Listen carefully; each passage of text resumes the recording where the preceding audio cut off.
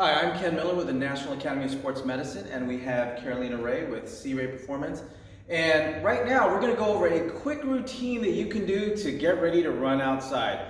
I know that with a break needed here and there, you need to get outside, need to get some fresh air. Here is one way with 4 exercises that you can prepare the hips and the upper body to get your daily run in. So, Caroline right here is doing a little bit of self-myofascial technique with the Viper. So once she's done that, let's say she hits her quads, hamstrings, calves, now it's time for some dynamic motion.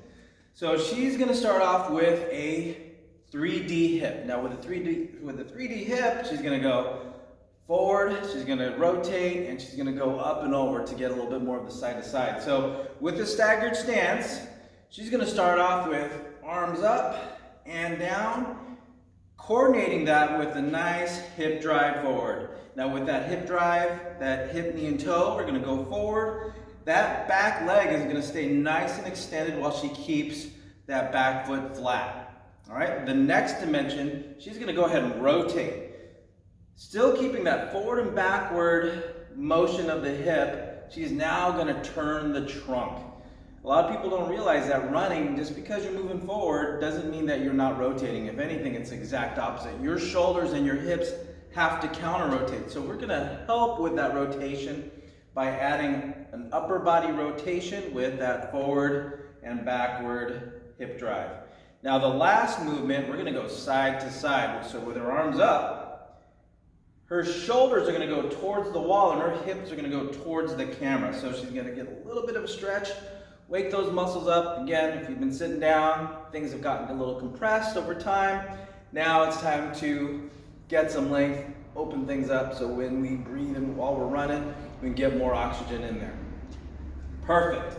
Now that we've opened up the hips, so again, she does that both sides, about 10 per motion. Now we're gonna do some hip swings. So running can be pretty fast, faster than for others than myself.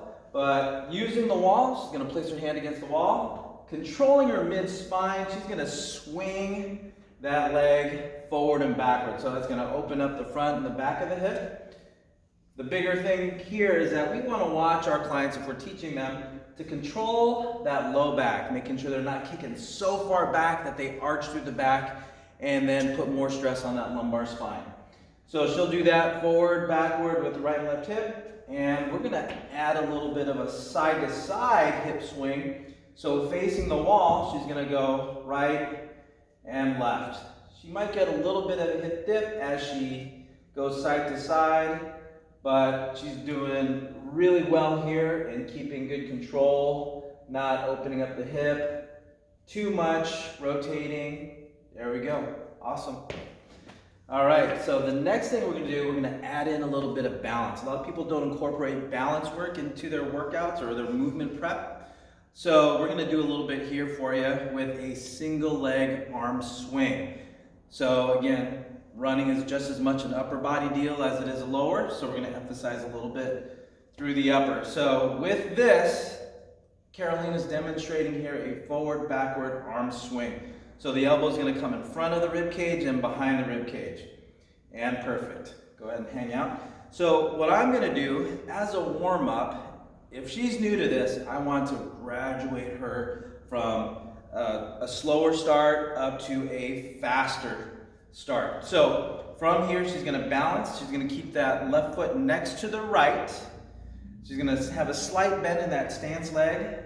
And I'm gonna tell Carolina, let's go 15 seconds, about 50% effort. So 50% speed, but emphasizing control. So as she's doing this, shoulders are relaxed, elbows are going forward and back, good control in the hips. She's not letting the hips swing too much. She's got good control, great control. And then that would be time. I'll have her relax. Before we go on to the next leg, I'm gonna tell her, okay, let's go ahead and go 75%. So we're gonna go from 50 to 75%, whatever that means to her, but as long as she is going faster. But because we're going more intense, I might even say, let's go ahead and go 10 seconds faster. All right, so she's now going faster, faster, faster, faster. Still keep the hip drive. Now what a lot of people will do is they will shorten that arm swing or that shoulder swing the faster that they want to go. I still want to emphasize fast, but it's full range of motion and relaxed. So I think we've hit Carolina's threshold for a balance there. So as she went faster, you saw that she was kind of moving around. So then I would bring her back to that 50% and still keep her there. But just for giggles, let's go ahead and go 100%. Okay? As fast as you can go for 10 seconds. Come on, drive. And time. Good. All right. So she got a little wonky there near the end, but she did awesome with keeping her shoulders down. She shortened it up a little bit, but where she lost balance, that's where I would have stopped her. All right. So awesome job. The last movement prep, or the last part of the dynamic warm-up that we would do for someone who's about to head outside, is a hop to balance. So this would be more of a power level balance exercise, because we are looking at landing mechanics on that balance leg. So here she's just going to go forward, back, holding for about 3 seconds, and go. So if I'm with her, I might tell my clients, go, right there, and go, and relax. So you saw that she went from left foot back, forward foot right. We would go ahead and switch that after she got about 8 to 10, left to right, and go right to left.